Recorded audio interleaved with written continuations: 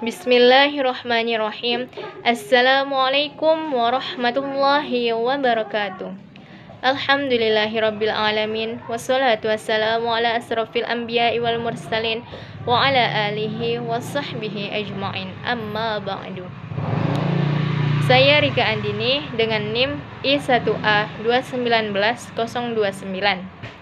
Di sini saya akan membahas mata kuliah fikih lughah yang berjudul Dakhil, Mu'arrab, dan Muwallad. Yang pertama, dakhil. Dakhil adalah kosakata bahasa asing yang masuk ke dalam bahasa Arab dalam berbagai periode sejak kemunculannya hingga sekarang ini, baik yang digunakan oleh orang-orang Arab fasih maupun yang tidak. Secara terminologi linguistik Arab, dakhil dapat diartikan setiap kata yang dimasukkan dalam pembicaraan kalam orang-orang Arab dan bukan bagian dari bahasa mereka. Jadi, dapat kita ketahui, dakhil adalah kata-kata asing yang digunakan orang-orang Arab dalam bergaul atau percakapan sehari-hari dan belum menjadi bahasa. Dakhil terbagi menjadi dua. Yang pertama, mu'arrab, dan yang kedua, a'jami. Yang pertama, mu'arrab. Mu'arrab adalah kosakata yang diambil dari bahasa a'jam atau asing yang digunakan oleh orang-orang fusah atau orang-orang fasih Arab sejak masa-masa awal hingga sekitar akhir abad 2 Hijriah, dengan dinisabkan pada penduduk pengembara yang bercampur dengan bangsa-bangsa yang lain. Yang kedua, a'jami. A'jami adalah kosakata asing yang tidak digunakan atau belum diarabkan oleh orang-orang Arab fasih sebagaimana tersebut atau sebagaimana mu'arrab. Selanjutnya, kedua itu kita bahas mu'arrab. Secara etimologi, kata mu'arrab berasal dari ar-raba yu'arribu ta'riban, yang berarti kosakata asing yang diserap menjadi bahasa Arab. Mu'arrab dalam Al-Quran.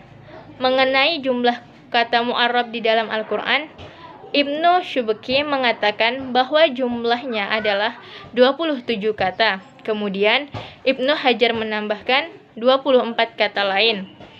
Dan selanjutnya As-Suyuti menambahkan kata-kata mu'arrab dalam Al-Quran lebih dari 60 buah. Sehingga jumlah keseluruhannya kata mu'arrab sekitar 100 kata. Adapun contoh kata mu'arrab di dalam Al-Quran terdapat dalam Quran surah Al-An'am ayat 7 dengan kata qirtasin. Menurut orang Arab asli, qirtasin ini bukan berasal dari bahasa Arab asli. Namun qirtasin ini berasal dari kata karta dalam bahasa Yunani. Sedangkan dalam bahasa Abyssinia, qirtasin ini adalah kata kartas. Sementara As-Suyuti hanya mengomentarinya dengan pertanyaan innal qirtasi ghairu arabi. Yang kedua, terdapat dalam Quran surah Ar-Rahman ayat 54 dengan kata istabraqin. Menurut Ibnu Hatim dan Abu Ubaid, sebagaimana dikutip oleh Al-Suyuti, berpendapat bahwa kata tersebut berasal dari bahasa Persia dengan makna sutra tebal. Kemudian yang ketiga, terdapat dalam Quran surat Hud ayat 44 dengan kata ibla'i.